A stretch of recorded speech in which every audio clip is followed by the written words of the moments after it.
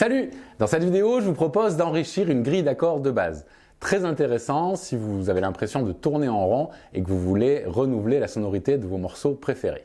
On voit ça tout de suite, c'est parti! Comme exemple, pour vous montrer comment faire, je vous propose J'ai demandé à la lune d'Indochine, un classique de la pop française dont voici la partition. Elle correspond à la vraie partie de guitare du morceau qui fait ça.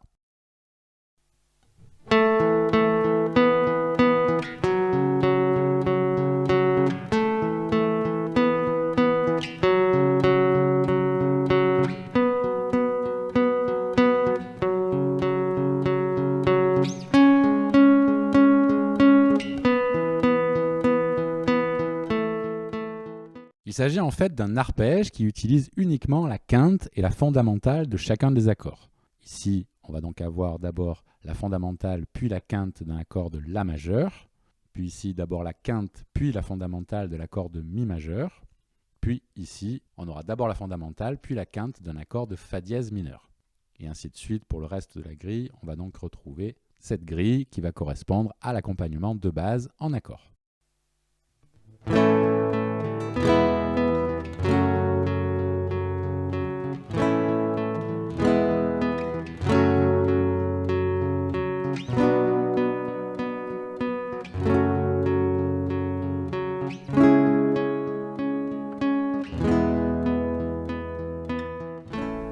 Évidemment, ça marche très bien, mais à la longue, ça peut devenir un petit peu lassant et puis un peu pauvre harmoniquement. Afin d'enrichir tout ça, il est nécessaire de comprendre harmoniquement ce qu'il se passe. Pour cela, commençons par trouver la tonalité du morceau. Pour ceux qui ne sont pas très à l'aise avec ça, je vous renvoie à ma vidéo sur l'harmonisation de la gamme majeure, dont est tiré ce tableau qui indique tous les accords présents dans chaque tonalité majeure.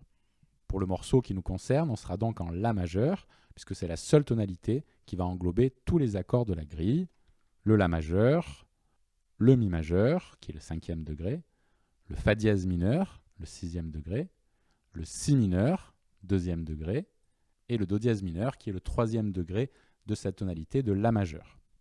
Une fois cette analyse faite, il est très facile de voir les possibilités d'enrichissement pour chaque accord, suivant le degré sur lequel il se trouve.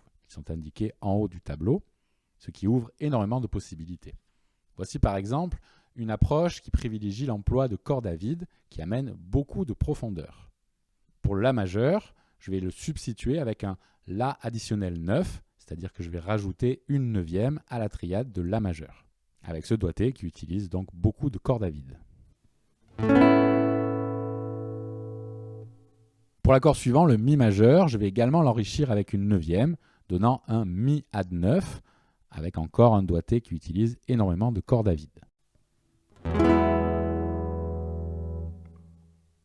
Pour le Fa dièse mineur, je vais l'enrichir cette fois avec une 7e et une 11e.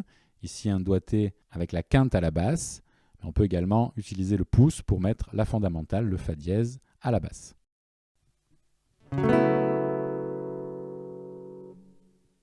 Pour cet accord, j'aime créer un mouvement mélodique sur la corde de Sol, créant tour à tour différents chiffrages d'accords, puisque je vais donc passer de la tierce à la seconde et à la quarte. Évidemment, vous pouvez faire de même avec les autres accords. Voici ce que cela donne sur les 4 premières mesures.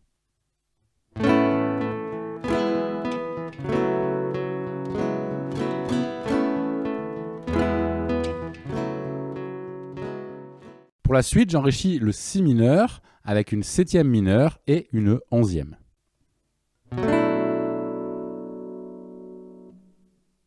Enfin, pour le Do dièse mineur, je rajoute une 7e mineure et une 9e.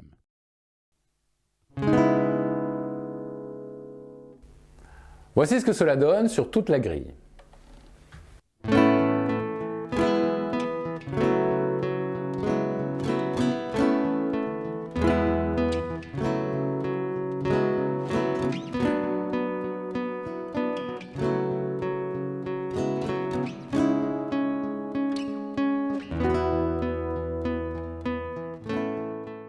Notez que pour le Mi majeur de fin, je n'utilise pas le même voicing qu'au début. Même si en théorie ça marche, certains voicings s'accordent mieux ensemble, et donc ici cette position de Mi add 9 sonne mieux après le Do dièse mineur utilisé. Un nombre infini de variations s'offrent à vous. Notez qu'ici, je n'ai utilisé que des enrichissements diatoniques, c'est-à-dire qui sont à l'intérieur de la tonalité du morceau, mais on peut évidemment trouver bien d'autres chemins. On verra ça dans une prochaine vidéo. Voilà, ce cours est terminé, j'espère qu'il vous a plu et qu'il vous aidera à enrichir vos morceaux favoris. Si c'est le cas, n'hésitez pas à vous abonner, à me laisser un commentaire si vous avez des questions. Vous pouvez également soutenir ma chaîne sur ma page Tipeee où vous retrouverez plein de PDF en contrepartie. Et on se voit dans une prochaine vidéo. Salut!